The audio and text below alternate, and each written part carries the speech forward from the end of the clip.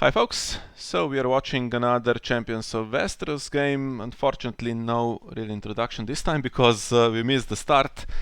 Well, actually I was here for the start, but the player started about 15 minutes earlier than intended, so we are well into the game, and this is the game between Nevia at the top of your screen playing Lannister Crossing and Argento playing Baratheon, the prince that was promised. And seeing as Core Bob is in play, I'm guessing he was the named prince, and he is here with Lightbringer, which lets him stand an additional time. So looking good for Argento. Also has Stannis, who currently cannot be killed. Interesting, so he can take Lightbringer, which gives him renown as well, so he could be the prince, in theory, I guess. We'll scroll up and see. Robert was named as the prince, okay. And we have Nightmares played on Robert, so he does not have renown, and Lightbringer, of course, does not give him renown. It only gives renown to Stannis, so that means that can be triggered to stand him. So nice play here from Kristin. And let's see her side of the board. So we have Tywin, currently with Traitor to the Crown attached, but he has some power on him for a renown. And we have Cersei, protected with Sweet Slip, and of course she has gained some power as well. None of the characters currently are protected against a reset, like Morgullis, which would hit Kristin especially here, because she has power on characters. Except for, of course, Stannis. He had that attachment, but that's now gone as well, because Argento lost the power challenge due to that Nightmares. And even though the power totals are quite up there, it's 8-4 at the moment, it's only round 2, so Argento opening Summer Harvest and then plays the Maiden. Summer Harvest hit the Maiden from the other side, and we have Heads on Spikes. Nothing in the dead pile, so I'm guessing that missed as well. So if that hit, the power would be even higher. 2 for the plot, and of course Cersei triggers as well if she was in play at the time. And we have the second Heads on Spikes for Nevia against Wildfire Assault, which, well, will reduce the number of characters in play for both players, but even though we have Robert, Stannis, and for instance Lizzie surviving, which is a nice little package, it's not going to give Argento a huge advantage, because the other side gets to keep Tywin, Cersei, and the Hound, so just as strong. And not Lizzie, it's Maester Crescent that is kept. Cannot take Sweet Slip.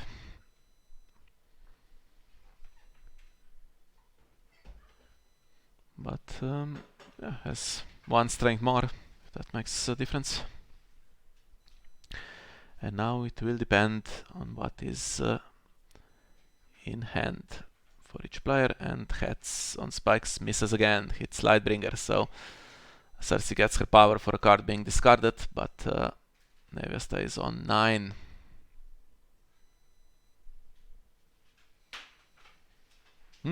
And for the second time in this Champions of Westeros semifinals, we see the 6-cost Melisandre, and this is trouble, I think, for Nevia, because she can move some power around, and with a bit of luck might be able to kill something. Now they are on 2 and 4 currently, so you need to take the last power of character for the kill to happen.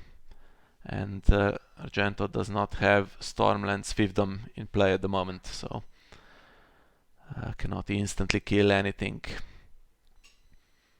Unless that last card in play is something like Cask of Ale, that would be something. Now let's see if something equally strong comes into play on the other side.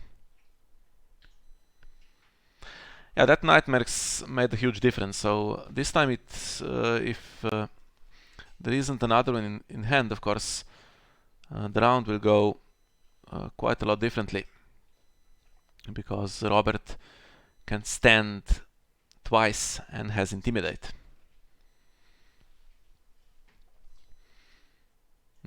But this is very good here.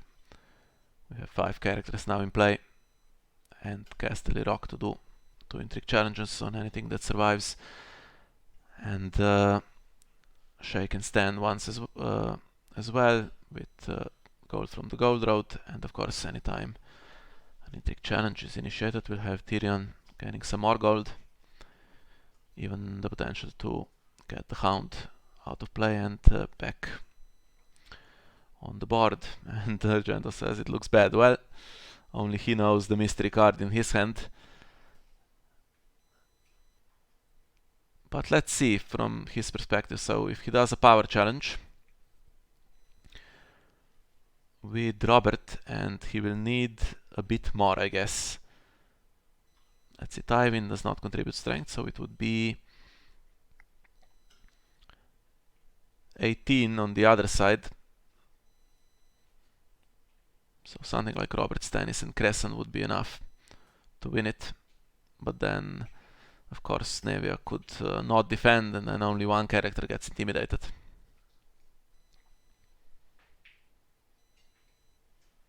Guess it needs to be Cersei, really, because she can just freely do the intrigue challenges.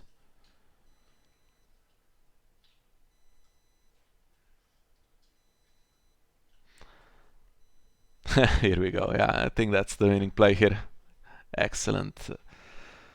Excellent use of nightmares both times. And now, of course, Robert won't gain the extra strength, so it's even possible to just defend this. But even if you let it go and Robert stands, there's no Intimidate, so... I was looking ahead, assuming this play would go through, and then, of course, Melisandre...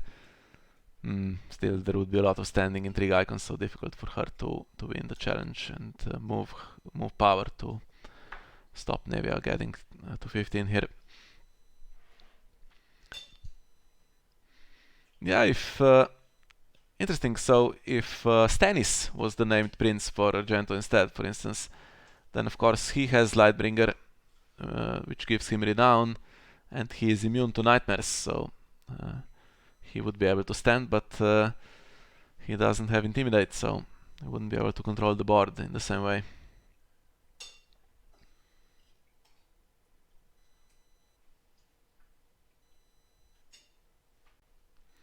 So, choice here to be made for Nevia. Does she just try to defend? The problem is then, yeah, she would have to kneel these 4 characters, and then there's Melisandre against Tywin. She has stealth, of course, so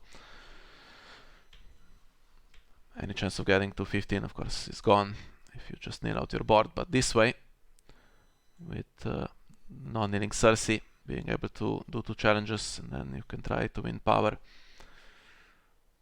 I think you get closer. Still no protection though, so we've had Wildfire. Morghulis kills everything except Melisandre and Robert. So that would be game changing.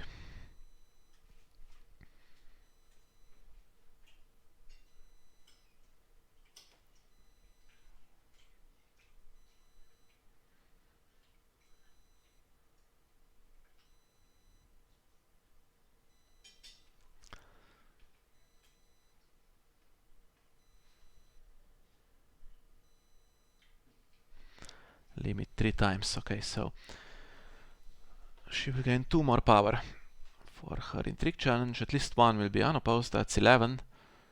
Tywin can get renown on the military challenge. That would be 12, and then power and their stealth as well, so could be unopposed. And dominance, looking good to get to 15.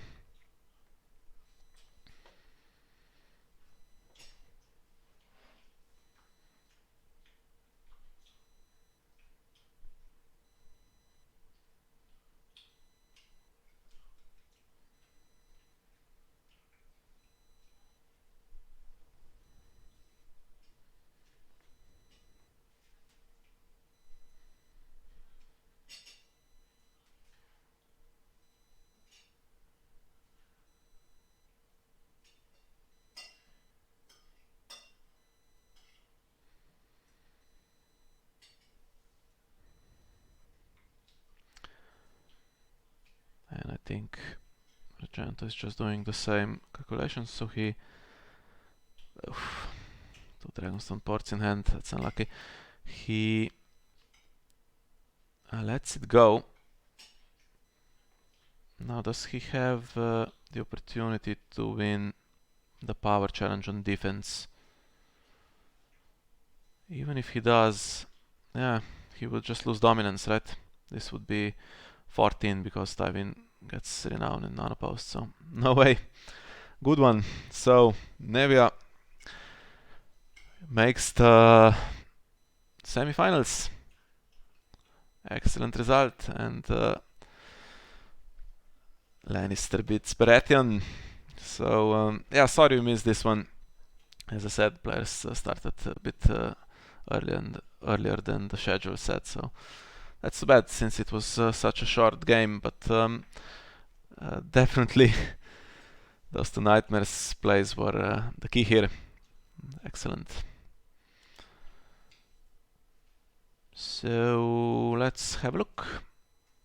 This is the situation. We've seen Nico and Alex winning their games, and we have Marton as the third semi-finalist, and they are joined by Kristin. What's the pairing like? So Kristin will play Nico in the semi-finals next week, and Marton will play Alex. Excellent. So hopefully the players will allow us to record those games, and we'll try to bring them for you. So thanks for joining me today, and hopefully see you next week as well. Bye bye.